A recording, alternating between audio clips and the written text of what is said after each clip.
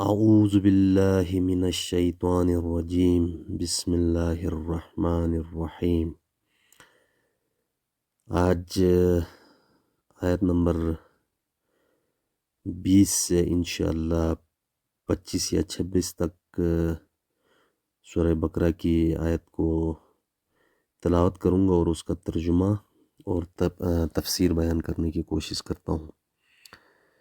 تو کل کے ولاگ میں نے بتایا تھا، جیسا کہ آپ لوگوں کو معلوم ہوگا جنہوں نے میرا ولاگ دیکھا ہے، کہ اس میں مجھے ایک مکاتب فکر کا قرآن اس وقت میرے پاس نہیں تھا۔ ابھی الحمدللہ میرے پاس تمام مکاتب فکر کے قرآن ترجمہ و تفسیر میں نے حاصل کر لیا ہے۔ تو سب مترجم اور مفسر کو پڑھنے کے بعد میں اپنے اس میں رائے ایڈ کر کے یہ ولاگ نشر کرتا ہوں۔ تو میں نے سامنے یہ تمام مکاتب فکر کے قرآن میں نے رکھا ہوا ہے۔ ابھی باقیوں کو میں نے پڑھا ہے اور 2 میں نے ادھر کھول کے ان سے کچھ ڈفرینسز اور کیا چیزیں کس نے ایڈ کیا ہوا کم کیا ہوا اس کو میں انشاءاللہ ہائی لائٹ کرنے کی کوشش کرتا ہوں، اور انشاءاللہ یہ میرا ایک اصول ہے کہ میں کسی مکاتب فکر کا یا کس نے وہ کیا ہے اس کو میں منشن نہیں کروں گا، کیونکہ یہ سارے مفسر پائے کے عالم ہیں اور پوری دنیا میں میرے خیال سے جانا جاتا ہے، پاکستان اور پاکستان سے باہر کے ملکوں میں یہ جتنے بھی فرقے کے علماء نے ان قرآن کو ترجمہ اور تفسیر کیے۔ تو آج کی آیت کی طرف جاتے ہیں۔ یہ 21واں آیت ہے جی۔ یا ایھا الناس اعبدوا ربکم الذی خلقکم والذین من قبلکم لعلکم تتقون۔ اے لوگو اپنے رب کو پوجو جس نے تمہیں اور تم سے اگلوں کو پیدا کیا، یہ امید کرتے ہوئے کہ تمہیں پرہیزگاری ملے۔ تو اس میں ایز اٹ از اسی طرح مترجم نے لکھا ہوا ہے، الذی جعل لکم الارض فراشا وسماء بناء وانزل من السماء ماء فاخرج به من الثمرات رزقا لکم فلا تجعلوا للہ اندادا وانتم تعلمون۔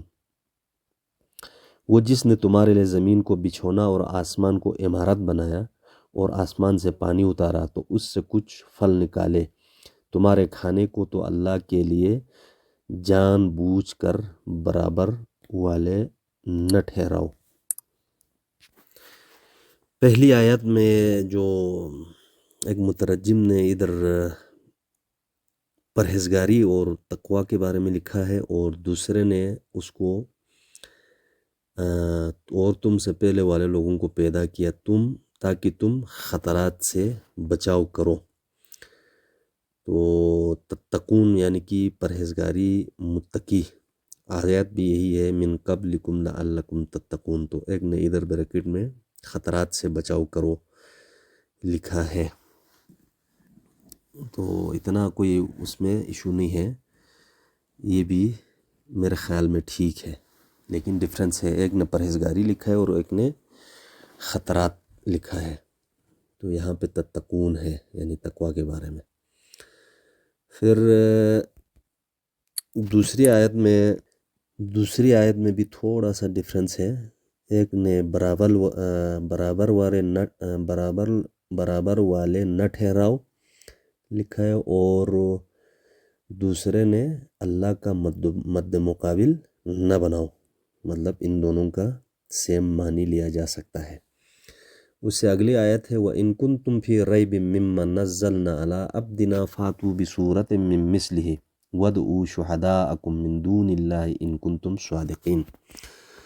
اور اگر تم لوگوں کو اس کتاب کے بارے میں شبہ ہو جو ہم نے اپنے بندے پر نازل کی ہے، تو اس جیسا کوئی سورہ بنا لاؤ، اور اللہ کے علاوہ اپنے حامیوں کو بھی بلا لو اگر تم سچے ہو۔ تو دوسرے نے کچھ اس طرح سے لکھا ہے، اور اگر تمہیں کوئی شک ہو اس میں جو ہم نے اپنے اس خاص بندے پر اتارا تو اس جیسی ایک صورت تو لے آؤ اور اللہ کے سوا اپنے سب حمایتوں کو بلا لو اگر تم سچے ہو۔ ایک نے ادھر بریکٹ میں اس خاص بندے کا ذکر کیا ہوا ہے، اور دوسرے نے ادھر بریکٹ میں کتاب لکھا ہوا ہے، یعنی اس جیسا۔ تو دونوں معنی صحیح کہہ سکتے ہیں۔ اس خاص بندے مطلب ادھر منشن کیا ہوا ہے نبی پاک صلی اللہ علیہ وسلم کی طرف، اور دوسرے نے ادھر اس قرآن کے بارے میں کتاب کی طرف اشارہ کیا ہوا ہے۔ تو یہ اتنا بڑا مسئلہ نہیں ہے۔ فَإِن لَمْ تَفْعَلُوا وَلَن تَفْعَلُوا فَاتَّقُوا النَّارَ الَّتِي وَقُودُهَا النَّاسُ وَالْحِجَارَةُ أُعِدَّتْ لِلْكَافِرِينَ، اور اگر تم نے ایسا نہ کیا اور ہرگز تم ایسا نہ کر سکو گے تو اس آتش سے ڈرو جس کا ایندھن آدمی اور پتھر ہے، یہ آگ کافروں کے لیے تیار کی گئی ہے۔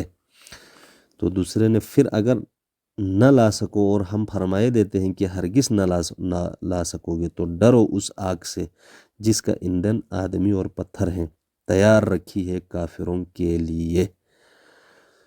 تو اس میں بالکل ایز اٹ از دونوں نے لکھا ہے۔ اس کے آگے آیت ہے وَبَشِّرِ الَّذِينَ آمَنُوا وَعَمِلُوا الصَّالِحَاتِ أَنَّ لَهُمْ جَنَّاتٍ تَجْرِي مِن تَحْتِهَا الْأَنْهَارُ كُلَّمَا رُزِقُوا مِنْهَا مِنْ ثَمَرَاتٍ رِزْقًا قَالُوا هَٰذَا الَّذِي رُزِقْنَا مِن قَبْلُ وَأُوتُوا بِهِ مُتَشَابِهًا وَلَهُمْ فِيهَا أَزْوَاجٌ مُطَهَّرَاتٌ وَهُمْ فِيهَا خَالِدُونَ، اور خوشخبری دے انہیں جو ایمان لائے اور اچھے کام کیے کہ ان کے لیے باغ ہیں جن کے نیچے نہریں رواں، جب انہیں ان باغوں سے کوئی پھل کھانے کو دیا جائے گا کہیں یہ تو وہی رزق ہے جو ہمیں پہلے ملا تھا، اور وہ صورت میں ملتا جلتا انہیں دیا گیا، اور ان کے لیے ان باغوں میں ستری بیویاں ہیں اور ان میں ہمیشہ رہیں گے۔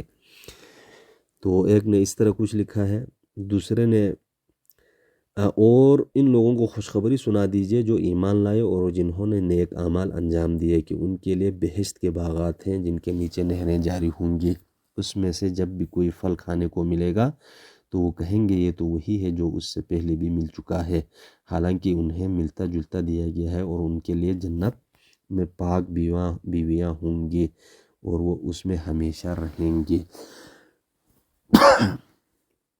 تو یہ ایک نے ادھر بریکٹ میں صورت میں اس کو بریکٹ کیا ہے، دوسری جگہ پہ صورت دیکھ کر کیا ہے، اور ادھر بہشت کے اس کو بریکٹ میں ڈال کے اس کو وہ کیا ہے، مطلب معنی میں اتنا کوئی فرق نہیں ہے۔ اب آگے چلتے ہیں جی ان کے تفسیر کی جانب۔ تو تفسیر میں تو ماشاءاللہ سے بالکل ہی مختلف ہوتے ہیں۔ تو جس طرح سے ادھر یہ آیت ہے 21واں آیت جس کا میں نے تلاوت کیا تھا، اس کا ترجمہ کیا ہے، یعنی کہ آیت کچھ اس طرح ہے، یا ایھا الناس اعبدوا ربکم الذی خلقکم والذین من قبلکم لعلکم تتقون۔ اب اس کا ادھر تفسیر اس طرح ہے، ربوبیت کے ادراک کے بعد عبودیت ہے، اور جب انسان اپنے آپ کو مخلوق سمجھتا ہے تو اپنے مخلوق خالق کی طرح متوجہ ہونا فطری امر ہے۔ یہ ایک فقہ نے اس کے تفسیر اس طرح سے بیان کیا ہے، صرف ایک۔ دوسرے مفسر نے کچھ اس طرح سے لکھا ہوا ہے اس آیت کا تفسیر، اس طرح کی پہلے ایمان لاؤ پھر عبادت کرو، کیونکہ کافر عبادت کا مکلف نہیں، یا یہ کہا جائے کہ ایمان لانا بھی عبادت ہے، تو معنی یہ ہوئے کہ اے کافرو اپنے رب پر ایمان لاؤ۔ یہ 21واں کا تفسیر تھا، اور 22واں کا جعل کا مطلب یہ ہے کہ پہلے نہیں تھا بعد میں بنایا۔ اس سے یہ بات واضح ہو جاتی ہے کہ زمین پہلے قابل سکونت نہ تھی، بعد میں اللہ تعالیٰ نے اسے انسانی زندگی کے قابل بنایا۔ بچھونے کی تعبیر اختیار کرنے سے یہ اشارہ ملتا ہے کہ اس میں آرام و آسائش کے تمام وسائل فراہم ہیں، نہ تو اسے زیادہ سخت بنایا کہ دانہ اگ نہ سکے، اور نہ ہی اسے اتنا نرم بنایا کہ چیزیں اس میں دس جائیں، نہ اتنی چھوٹی بنائی کہ آکسیجن کے ذرات فضا میں زمین سے منسلک نہ رہ سکیں، نہ اتنی بڑی بنائی کہ ہوائی ذرات فضا میں معلق نہ رہ سکیں۔ دوسرے نے کچھ اس طرح سے لکھا ہے، یہ امید بندے کے لحاظ سے ہے نہ کہ رب کے لحاظ سے۔ اس سے معلوم ہوا کہ کوئی شخص اپنے اعمال پر یقین نہ کرے کہ قبول ہی ہوں گے، بلکہ امید بھی رکھے اور خوف بھی۔ یہی اصل ایمان ہے۔ یہ بھی معلوم ہوا کہ خود اعمال پرہیزگاری نہیں بلکہ پرہیزگاری کا ذریعہ ہے۔ اصل پرہیزگاری دل کا تقوی ہے جو کبھی نیک اعمال سے اور اکثر کسی نگاہ سے حاصل ہوتی ہے۔ تفسیر میں ماشاءاللہ سے دونوں مفسر نے بہت لمبی چوڑی باتیں لکھی ہوئے، وہ سارے اس میں اگر وہ بناؤں تو یہ گھنٹوں لگ سکتا ہے ایک آیت کے اوپر، تو اس وجہ سے میں شارٹ اس کا مفہوم دونوں سے اٹھا کے آپ لوگوں کو پیش کرنے کی کوشش کرتا ہوں۔ تو میں کافی ان کو غور اور بھرپور ایک دوسرے کا موازنہ کر کے اس کو آپ لوگوں تک پہنچاتا ہوں۔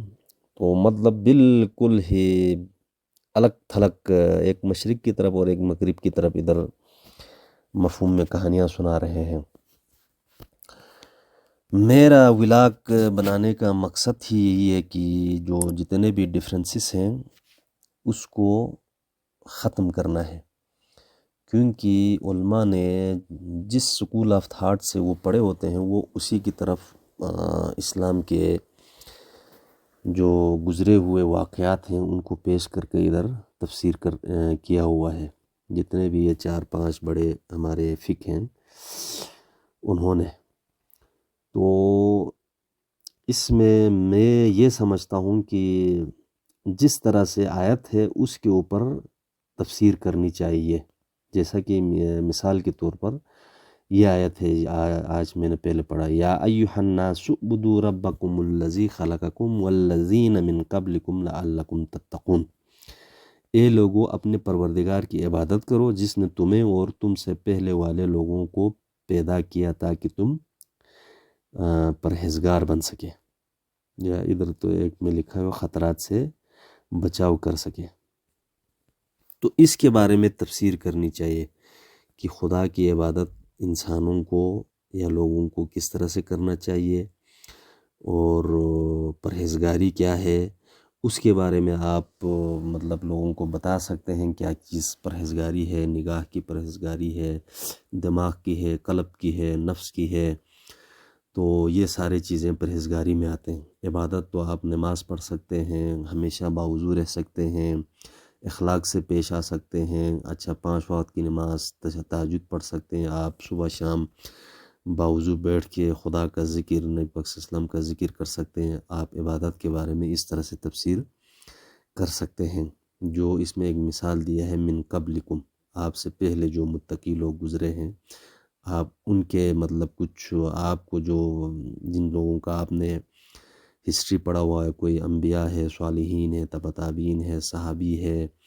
اچھا اولیاء اللہ گزرے ہیں، ان کے تعلیمات سے آپ اس میں تھوڑا سا مطلب جس طرح وہ ایسے تقویٰ کرتے تھے، ایسے پرہیزگار تھے، آپ اس کے کچھ بیانات اس میں ایڈ کر کے آپ اس کو بیان کر سکتے ہیں۔ لیکن ادھر تو بالکل ہی مختلف اینگل سے دیکھتے ہیں، پتہ نہیں کدھر کدھر کے واقعات سنا رہے ہیں اور پورے صفحے بھرے ہوئے ہیں۔ تو اس طرح سے ان چیزوں پہ میرا اعتراض ہے، یہ صرف میرا ولاگ بنانے کا مقصد ہی یہی ہے۔ اس سے لوگوں کو جتنے بھی پڑھنے والے ہیں وہ ہر کسی نے اپنا اپنا ایک مکتب بنایا ہوا ہے، تو اس کے مطابق ادھر قصے کہانی سنائے ہوئے ہیں۔ میرا ماننا اور میرا یہ جو ولاگ بنانا اور قرآن کے اوپر یہ ریسرچ کرنا خالصتاً یہی ہے، جو جیسا آیت ہے اس کا لغوی معنی ایز اٹ از ایسا کرے، اور اس کا تفسیر بھی اسی کے مطابق کرے، چاہے تقویٰ کے بارے میں ہے، چاہے عبادت کے بارے میں ہے، چاہے پرہیزگاری کے بارے میں ہے، چاہے نماز کے بارے میں ہے، تو آپ اس کے اوپر تھوڑا سا تفسیر لوگوں کو سمجھانے کے لیے کر سکتے ہیں۔ تو مفسرین نے اس میں مختلف اپنے جو عقیدے ہیں اس کے مطابق کہاں سے کہاں اس میں لے کے گیا ہوا ہے۔ تو ویڈیو بہت لمبی ہو جائیں گے، انشاءاللہ نیکسٹ ولاگ میں اور مزید اسی طرح سے اس سے آگے کی آیتیں میں بیان کرتا ہوں۔ تو چھوٹے چھوٹے جو ڈفرینسز معنی میں جو جنہوں نے کیا ہوا تھا بریکٹ میں یا بالکل مختلف، وہ میں نے اس ولاگ میں آپ لوگوں کو عرض کر دیا ہے۔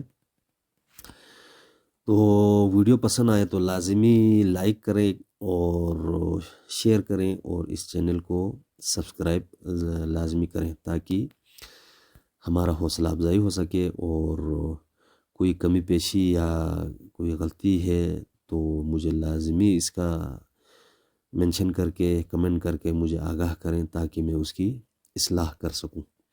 آپ لوگوں کا بہت بہت